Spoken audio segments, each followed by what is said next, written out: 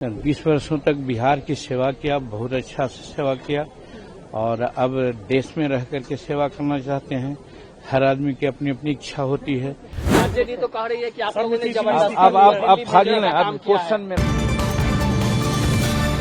बिहार की राजनीति में इस वक्त हलचल तेज है। एमएलसी पद से मुख्यमंत्री नीतीश कुमार के इस्तीफे के बाद सियासी बयानबाजियां भी शुरू हो चुकी। एक तरफ जहां तमाम जदयू के साथ साथ विपक्षी दल के नेता भावुक हैं, तो दूसरी ओर जीतन राम मांझी काफी खुश नजर आए, जिसके बाद से ही अब कयास लगाए जा रहे हैं कि क्या ये वही वजह है, क्या ये वही डील है जिसके चलते जीतन राम मांझी ने पार्टी के साथ अपना रिश्ता बरकरार रखा, यानी कि सीएम की कुर्सी का डर। क्योंकि विधानसभा चुनाव से लेकर राज्यसभा चुनाव तक जीतन राम मांझी नाराज नजर आए थे, गुस्से में थे और अब अचानक नीतीश कुमार के इस्तीफे से काफी खुश नजर आए। तो क्या ये सब सीएम की कुर्सी संभालने के लिए है? हम आपको सब कुछ बताएंगे विस्तार से। जीतन राम मांझी के बयान के साथ साथ उनका एक पोस्ट भी दिखाएंगे कि किस तरीके से उन्होंने नीतीश कुमार के इस्तीफे देने के ठीक बाद अपना पोस्ट जारी किया।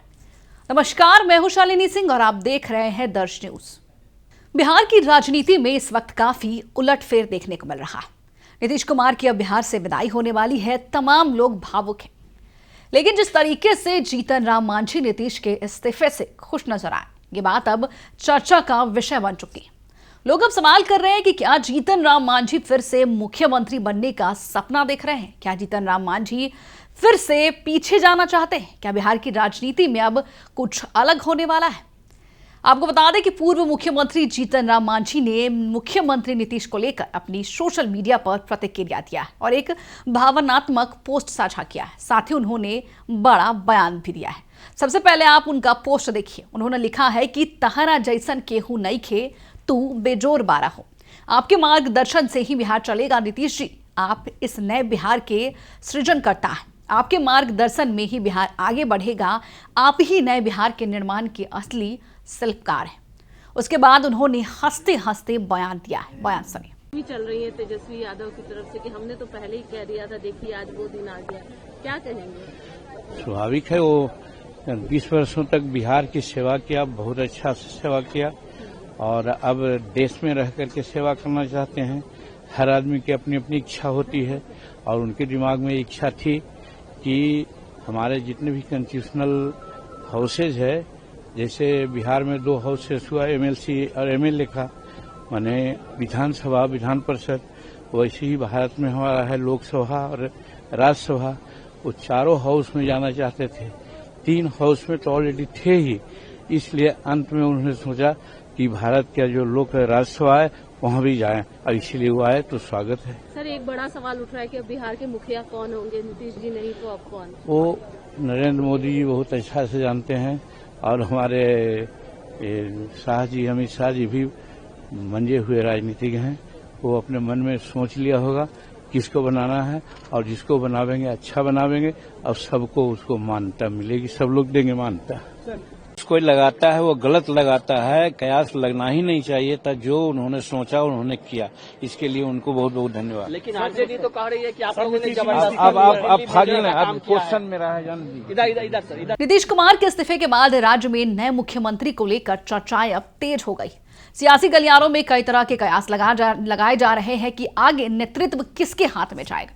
लेकिन इसी बीच सरकार से जुड़े नेताओं के बयान भी इन अटकलों को हवा दे रहे हैं। आपको बता दें कि वरिष्ठ मंत्री श्रवण कुमार समेत कुछ करीबी सहयोगी ने हाल ही में संवैधानिक प्रावधानों का जिक्र करते हुए कहा कि कोई व्यक्ति विधायक या विधान परिषद का सदस्य न होने के बावजूद भी अधिकतम 6 महीने तक मुख्यमंत्री पद पर बना रह सकता है। और इन बयानों के बाद राजनीतिक माहौल और भी गर्म हो गया और अब सबकी निगाहें इस बात पर टिकी है कि बिहार की सत्ता का अगला चेहरा कौन होगा। लेकिन आपको बता दें कि कई नाम पिछले कई दिनों से सामने आ रहे हैं। सम्राट चौधरी का नाम काफी लंबे समय से सीएम की रेस में आगे चल रहा है। इसके बाद आपको बता दें कि नितिन नवीन की नाम की भी चर्चा तेज हो चुकी है। लेकिन आपको तो पता ही है कि बिहार में हर बार कुछ नया और अलग देखने को मिल रहा है। बता दें कि बिहार विधानसभा चुनाव में जिस तरीके से जीतन राम मांझी अड़े हुए थे कि उनकी पार्टी को ज्यादा सीट चाहिए, लेकिन जब ये बात नहीं बन पाई तो उनके साथ अंदर खाने में कुछ सौदा हुआ।